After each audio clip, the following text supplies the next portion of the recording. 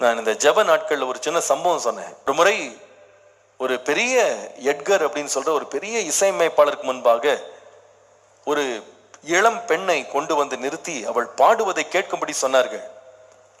அவர் அந்த பெண்ணு பாடுறது இவர் கேட்டுக்கொண்டே இருந்தார். அப்போ கேட்டுக்கொண்டே இருந்துட்டு அந்த பெண்ணு பாடி முடிச்ச உடனே அதை பார்த்து கேட்டுக்கொண்டவங்க எல்லாருமே பிரமித்தாங்க. ஏன்னா அவ்வளவு அழகாக அவளுடைய குரல் இருந்தது, அவ்வளவு நல்ல கலை நயத்தோடு அவள் பாடினாள், ரொம்ப சிறப்பாக பாடினாள். இந்த பாட்டை கேட்டு முடிச்ச உடனே இந்த எட்கர் இடத்துல இந்த பெண்ணை இன்ட்ரடியூஸ் பண்ணவர் கேட்டார், என்ன நினைக்கிறீங்க, இந்த பாட்டு எப்படி இருந்தது, எப்படி பாடுகிறாள் அப்படின்னு.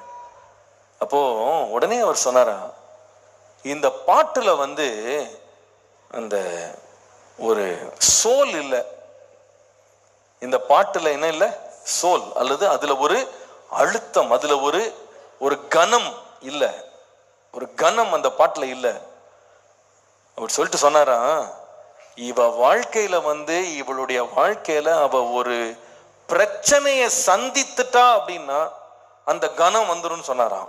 எப்படி வாழ்க்கையில பிரச்சனையை சந்திச்சுட்டான்னா குரல் என்ன வந்துருமா, ஒரு வைராக்கியம் வந்துருமா.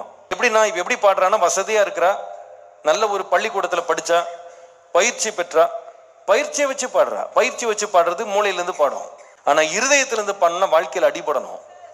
அப்பதான் பாடுற பாட்டு எப்படி இருக்கும்னா கனத்தோட வரும்.